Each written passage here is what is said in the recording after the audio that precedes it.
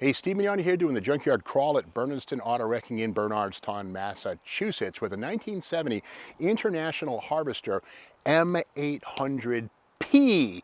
P for postal delivery van.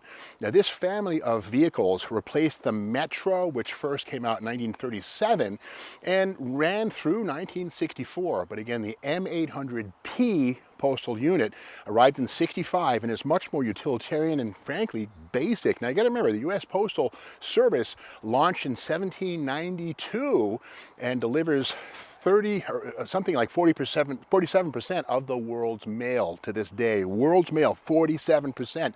In fact, there are 31,330 U.S. post offices in this country right now as we speak, and they handle 128 billion pieces of mail every year. And vehicles like this are used for rural delivery and also city delivery. Now the beauty of the M800 was its utilitarian design, the flat nose, the down slope, so the driver inside had no restricted visibility. He could look out and see anything and everything in tight quarters of the city. Don't look for a lot of power in these things either. Although it is made by International, later versions like this 1975 have American Motors supplied engines. That's a 196 inline six, although there was also a 232 that was a possibility, and perhaps some V8s in commercial versions of this. But again, the ones made for Uncle Sam for the post office detail were absolutely economy-minded six cylinders like this one here. But the utility of the M800 is seen here in the way the blinkers are up high for the world to see. If you're in New York City and you're navigating through Fifth Avenue or Park Ave, whatever, the world sees when you're going to take a left-hand turn into traffic. And these are unit construction vehicles. This one here, the suspension has been removed, but if we look down here, we'll see the remains of the hard points for the upper control arms and the shock absorbers. And inside, like all post office vehicles, right-hand steering. Why would you do that? Well, for the most part, as we drive on the right-hand side of the road here in America, the post office boxes are on that side. This allows the driver a little bit more ease in delivering mail to your box or getting in and out and not facing traffic. Instead of getting out toward the curb is a better idea. Now this is special interest autos right here. This is the April 1980 issue, and inside there's a whole report on post office vehicles. And we see it right here, sorting through the history of the postal truck.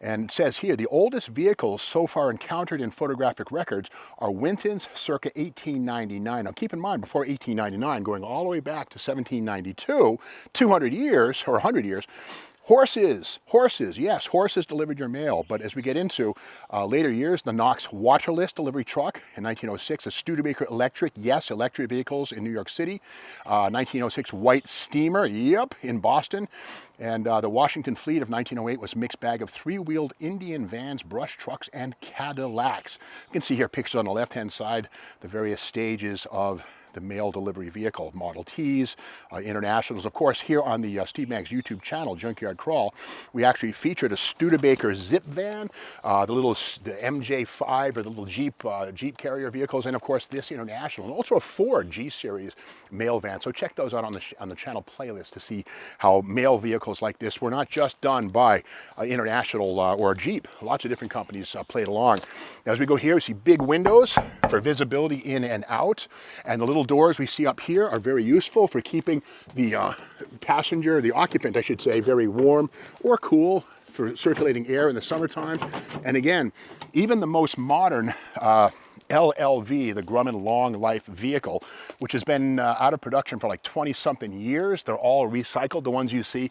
They don't have air conditioning, not yet. The new breed apparently is going to have AC, so the mail carriers don't have to sweat as much. But back in 75, these were strictly no AC, just grin and bear it if you're the driver of this thing. Now this here is International Trucks, the history, and this is a 2002 book done by Frederick Crimson. And inside of this, we'll see that these little M-series vans were not just for the post office. We see here, this is the half-ton step-down frame that's underneath this thing here, but these were also done in heavy-duty form. Here's a six-wheeler right here. and these are up to 5 tons. So this vehicle was also sold to bread companies, etc., but the U.S. Post Office also bought bunches of them for mail delivery, as we have right here. Of course, we know it's a mail van because of the blue and white paint scheme and no license plates. One thing about post office vehicles is that they don't have license plates.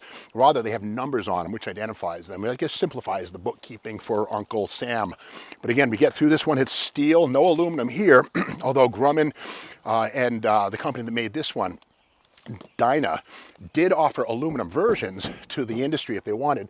Uncle Sam bought these things of steel, much cheaper, a little heavier. With that said, the budget was in effect.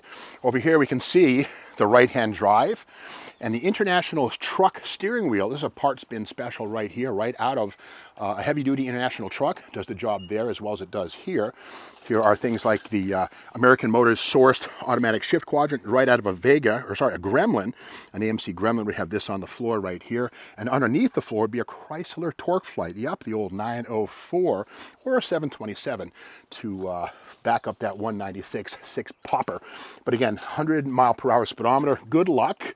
And with that, of course, there were no speed governors in these vehicles. But with that said, I don't think they could really exceed maybe 60 miles an hour. And certainly that would have been in violation of the employee conduct to do that. And one great thing about the post office, they're always hiring right here. And one of the best jobs, really, if you want steady work, is go to work for the U.S. Post Office. I always wonder and marvel at the idea that for the price of a stamp right here, you can send a letter anywhere in the country. In fact, if we do this right here, we can send this Chrysler New Yorker fender anywhere we want. Okay, that's wishful thinking, but theoretically, the forever stamp, which I think was 32 cents, maybe something like that, theoretically, those things are good forever, even 20 years from now, and maybe a whole book will get this fender shipped to somewhere on the other side of the planet. But again, that's a story of how International was in there swinging with Ford and Grumman and Jeep and everybody else pretty much for the lucrative mail truck market. Now, we got to remember, too, that the LLV, the Grumman that you see pull up in front of your house if you live in the country, those things are 30 years old right now. They're made for, I think, 84 through 97, 1984, 97. And they made a bunch of them, but those things, like the B-52 bomber, which first came out in 1952, they don't make new ones. So if you see a new-ish Grumman, chances are it's on its 3rd or 4th engine and drivetrain. The body doesn't go away. But with that said, the Grumman LLV with its Chevy drivetrain is probably going to be replaced pretty soon with either electric or more modern vehicles with air conditioning to finally give those route carriers a little bit of break on a hot summer day. Now, if you like this video, be sure to subscribe to the Steve Mag's YouTube channel. Give us a thumbs up, a like, and hit the bell so you're aware of the next video, which comes out tomorrow morning.